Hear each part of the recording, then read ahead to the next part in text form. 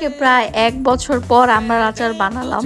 বানানোর আগে না আমি ইউটিউবে একটু দেখতেছিলাম কিভাবে জানি বানায়, মানে আমি ভুলেও গেছি যে কবে আমড়ার আচার বানাইছিলাম। প্রত্যেক বছরই আমার আমড়ার আচার বানানো হয়, বাট আমি ভুইলা যাই ১ বছরের মধ্যে।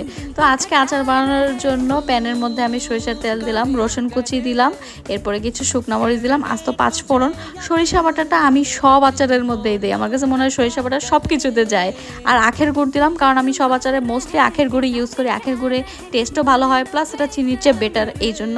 আর আমি আচারের দেওয়ার জন্য একটা মশলা রেডি করে নিচ্ছি, যেখানে আমি ৫ ফোড়ন, ছোট ধনিয়া আর একটুখানি জিরা দিব, দিয়ে এগুলোকে ভেজে ভালো করে ব্লেন্ড করে নিব। আচারটা একটু পরে চেক করলাম কি অবস্থা। আচার কিন্তু খুবই আস্তে আস্তে হওয়ার জন্য, মানে কোনো তাড়াহুড়া করা যাবে না, চূড়া বাড়াই দিলে পুড়ে যাবে। আর চুলা আস্তে আস্তে একটু ডিম করে নাড়াচাড়া দিয়ে রান্না করতে হবে আচারকে। আর এই আচার যখন একদম হয়ে গেছে, তখন আমি ১ চামচ মশলা আর একটুখানি চিলি ফ্লেক্স এটার উপর দিয়ে দিলাম। আচারটা দেখতেই কত জোস লাগতেছে না।